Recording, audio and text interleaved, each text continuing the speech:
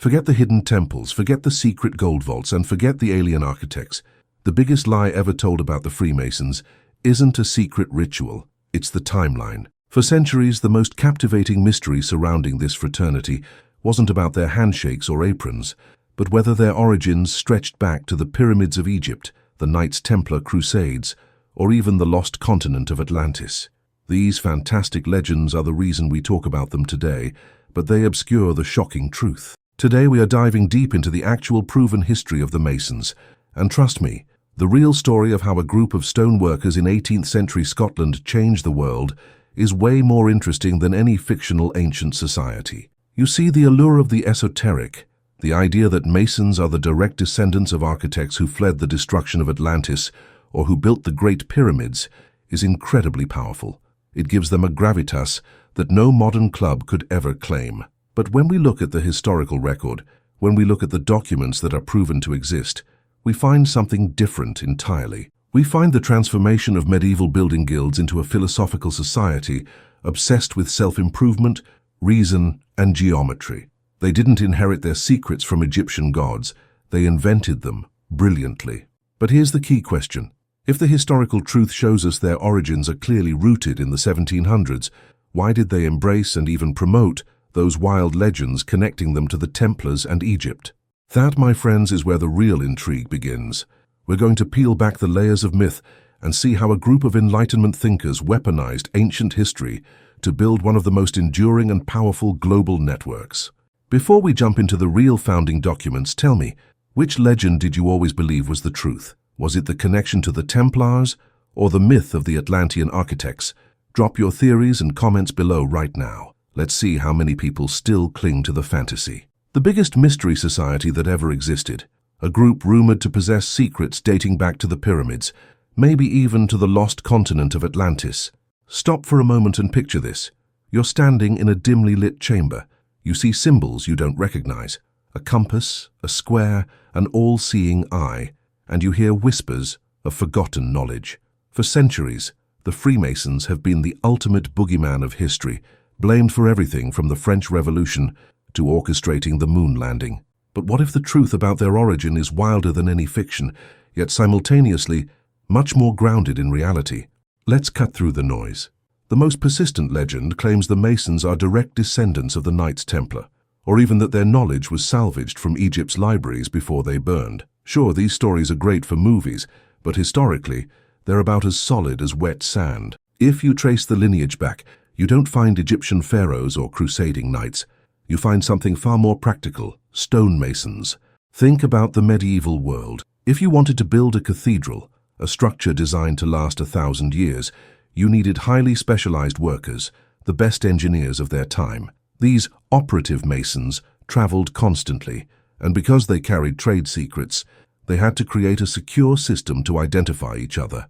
They used secret handshakes, passwords, and symbols, the very foundation of what we now call Masonic ritual. Now here is where the evolution happens.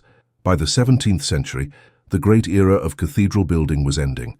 The operative lodges were dwindling, but the idea of a secretive brotherhood dedicated to moral and architectural perfection was incredibly appealing to intellectuals, philosophers, and the wealthy elite who were tired of the rigid class system of the time. So the lodges started accepting members who weren't actually stoneworkers.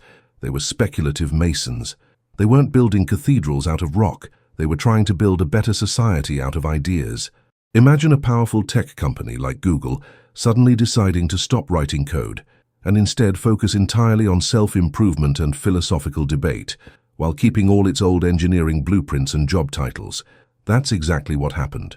In 1717, 4 small London lodges gathered in a tavern and formed the premier Grand Lodge of England. This moment, not a dusty Egyptian tomb, is the verifiable birth certificate of modern Freemasonry. But the myths didn't die, they multiplied. Why? Because the Masons themselves loved the idea of having an ancient pedigree.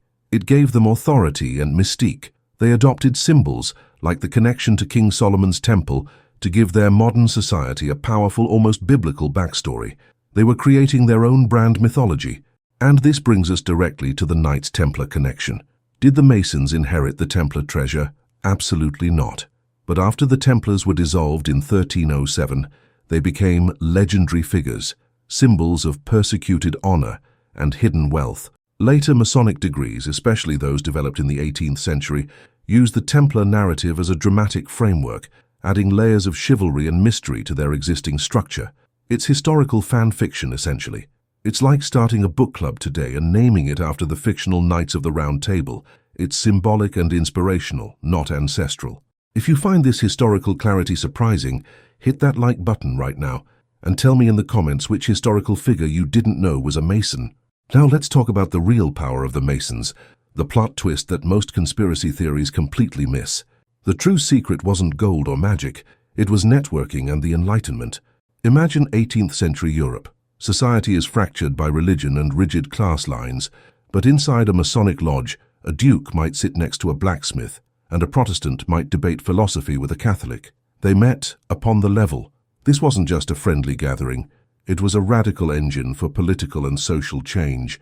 The Masons cultivated men dedicated to reason, liberty, and self-improvement, completely independent of the crown or the established church. When those men, George Washington, Ben Franklin, Paul Revere, stepped out of the lodge, they didn't just go home. They went and started a revolution. The principles of the American Revolution, liberty, equality, fraternity, are absolutely steeped in Masonic ideals. And there's one more detail you probably never imagined. When you look at the structure of the most famous Masonic symbol, the square and compasses, it's often overlaid with the letter G. Most people assume G stands for God or geometry, and while that's true in the philosophical sense, it also points back to the literal craft. Geometry was the foundational science of the operative stonemasons, the key to building something stable and perfect. The symbol itself is a reminder that the greatest secrets are often hidden in plain sight, disguised as basic tools. The Masons might not have the blueprints for Atlantis, but they had the blueprints for modern democracy. And that, my friends, is a far more powerful secret. If you want to dive deeper into the hidden history of secret societies, make sure you subscribe so you don't miss our next deep dive. Step aside, Illuminati. Today we're not talking about cartoon predictions or controlled leaks. We're diving into the secrets of the oldest, most powerful, and arguably most misunderstood society in human history, the Freemasons. We've all heard the whispers. Hidden temples, global control, rituals tied to the Knights Templar, and even a direct unbroken line stretching all the way back to the pharaohs of Egypt. But are they truly the keepers of Atlantean knowledge, architects of the modern world, and manipulators of global politics? Or are they just a sophisticated men's club with fantastic networking opportunities and a deep love for dramatic symbolism? Let's start with the most persistent and romanticized myth, the connection to the Knights Templar. The story goes that when the Templars were brutally suppressed by King Philip IV of France in the early 14th century, the surviving knights fled, taking their immense wealth and their sacred knowledge with them. They supposedly found refuge in Scotland and merged seamlessly with pre-existing stonemason guilds, thus planting the seed for modern Freemasonry. It's a fantastic narrative. It gives the Masons a legendary origin story rooted in martyrdom and medieval heroism. But when we put on the historian's glasses, the picture changes dramatically. The historical record is pretty clear. The modern organizational structure of Freemasonry, what we call the speculative Masons, didn't truly solidify until the formation of the Grand Lodge of England in 1717. That's a massive 4-century gap between the dissolution of the Templars and the birth of the modern Masons. Think of it this way: claiming a direct, continuous lineage from the 14th century Templars to the 18th century English gentleman is like claiming your current iPhone was personally assembled by Leonardo da Vinci simply because both involve complex engineering. There is an inspiration, sure, and there is a borrowing of prestige, but it is not a bloodline. So why the Templar connection? Because the Masons needed history. When they transitioned from being actual operative stoneworkers, men who handled chisels and mortar, to speculative philosophers and gentlemen, they needed a compelling narrative to attract the intellectual elite of the Enlightenment. Incorporating the Templar myth, especially within the higher degrees like the York Rite, provided that necessary mystique and sense of ancient purpose.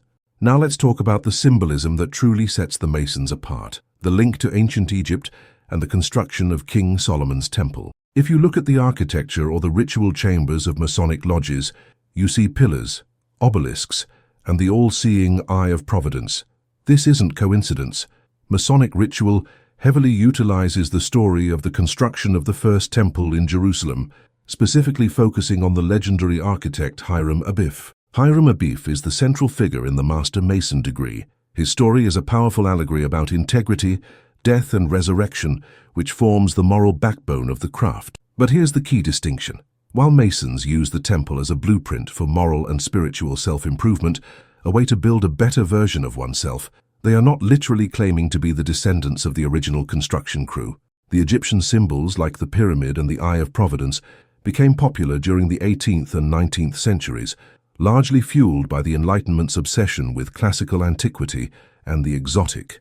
The Masons, being masters of adopting powerful visual language, incorporated these symbols to suggest deep, hidden wisdom. They didn't invent the Eye of Providence, but they certainly made it famous, especially in America. If you are surprised by how much of this is adopted mythology rather than documented history, you should hit that like button right now and subscribe, because we are just scratching the surface of what they actually built. The true secret of the Masons isn't found in ancient tombs or buried treasure. It's found in the power of fraternity and the radical ideas of the 18th century.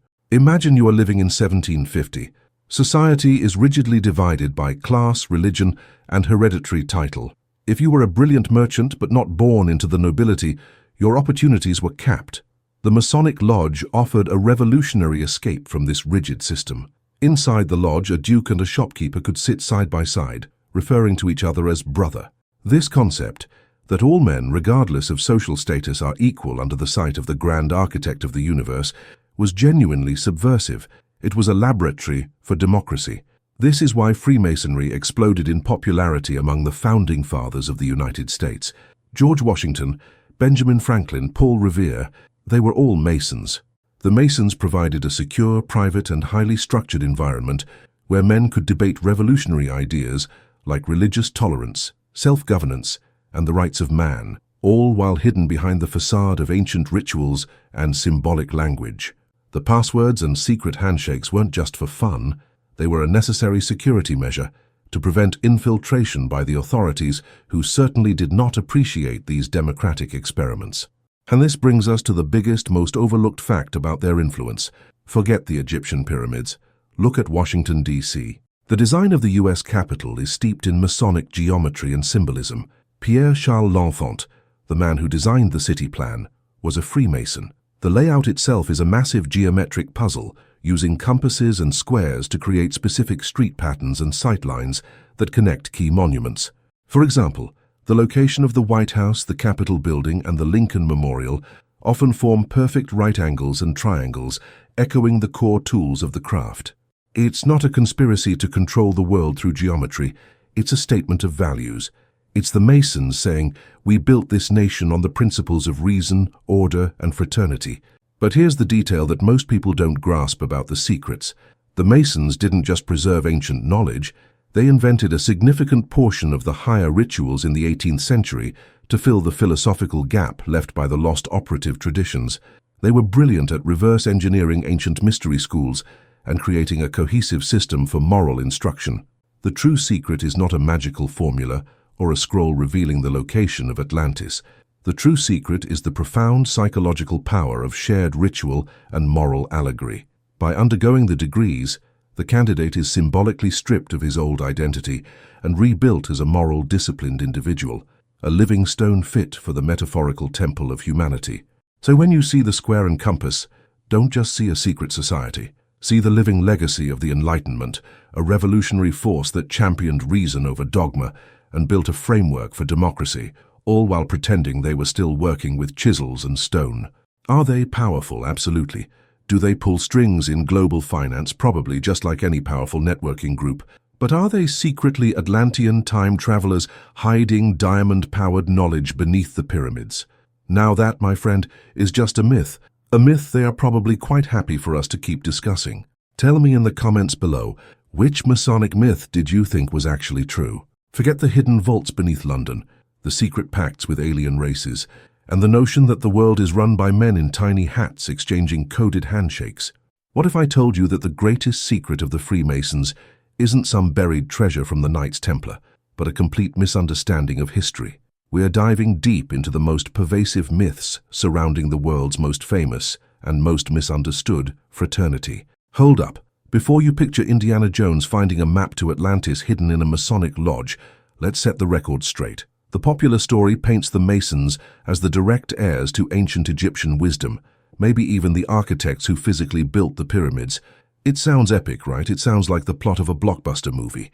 But the actual historical record is far more grounded, though no less fascinating.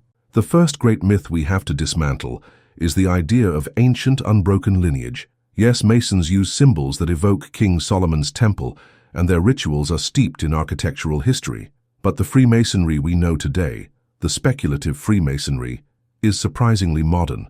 Imagine a group of medieval stoneworkers, known as operative masons. These were the highly skilled laborers who actually built the cathedrals and castles across Europe. They had secrets, sure, but their secrets were practical: how to cut a perfect arch, how to mix mortar that would last 1,000 years, and how to organize their traveling lodges.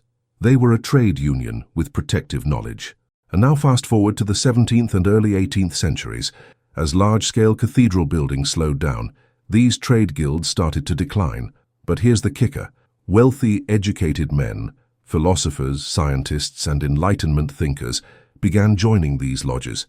They weren't interested in laying bricks, they were interested in the idea of building. This is the birth of the speculative Mason. The actual transition happened very clearly in 1717, when 4 small London lodges gathered and formed the first Grand Lodge of England. It wasn't a secret meeting to plan world domination. It was essentially a rebranding effort. They kept the tools, the square, the compass, the apron, but transformed them into metaphors for moral and philosophical development. The square now represented squaring your actions with virtue. The compasses meant keeping your passions within due bounds. It was a self-improvement club for gentlemen who wanted a place to discuss complex ideas outside the rigid structure of the church or the monarchy. So where does the obsession with Egypt and the Templars come from? It's simple: Romanticism and marketing. During the 18th century, Europe was obsessed with ancient history, especially the mystical allure of Egypt and the dramatic, tragic end of the Knights Templar centuries earlier.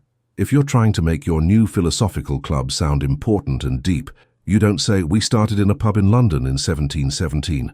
You say, "Our wisdom is derived from the lost secrets of the ancients." They incorporated these historical narratives. The Templar story became the basis for certain higher degrees, and Egyptian motifs crept into their architecture. Not because they were the Templars, but because it added layers of ritual and depth. It was, essentially, highly successful historical fan fiction that became integrated into the lore itself. This borrowing of symbolism is why people panic about the connection to Atlantis. There is zero historical evidence linking the Masons to the mythical continent, but they use universal symbols, like the concept of a lost word or hidden knowledge, that tap into humanity's deep fascination with lost civilizations. They are using the myth to teach a moral lesson, not claiming literal descent. But here is the plot twist that most conspiracy theorists miss. The real influence of Freemasonry wasn't in their supposed secret power, but in their radical openness to ideas during a time of intense political and religious control. In the 1700s, Masons were pioneers of religious tolerance. Inside the lodge, a Protestant could sit next to a Catholic, a Jew, or a deist, as long as they agreed on a supreme being. This might sound basic today, but 3 centuries ago, it was revolutionary. Think about the American Revolution. Men like George Washington, Benjamin Franklin, and Paul Revere were Masons. They weren't conspiring to enslave the world. They were using the lodge as a networking hub, a safe space where men of different backgrounds could forge powerful political alliances based on shared ideals of liberty and brotherhood, ideals that directly fueled the Enlightenment and the founding of the United States. The true secret of the Masons, therefore, isn't that they possess a map to ancient gold, or that they are controlling the global economy. It's that they mastered the art of organizing influential people around common moral principles, using ancient symbols as powerful mnemonic devices.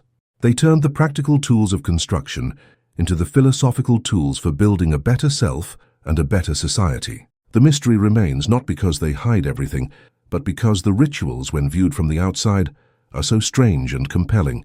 It's a group that values symbolism over literal history, and that, my friends, is enough to keep the rumor mill turning forever. If you were surprised to learn that the Masons are more about moral architecture than ancient archaeology, drop a like on this video and tell me in the comments, Which Masonic myth do you find the most intriguing? Hit that subscribe button to keep uncovering the truth behind the world's greatest secrets. Until next time, keep questioning everything.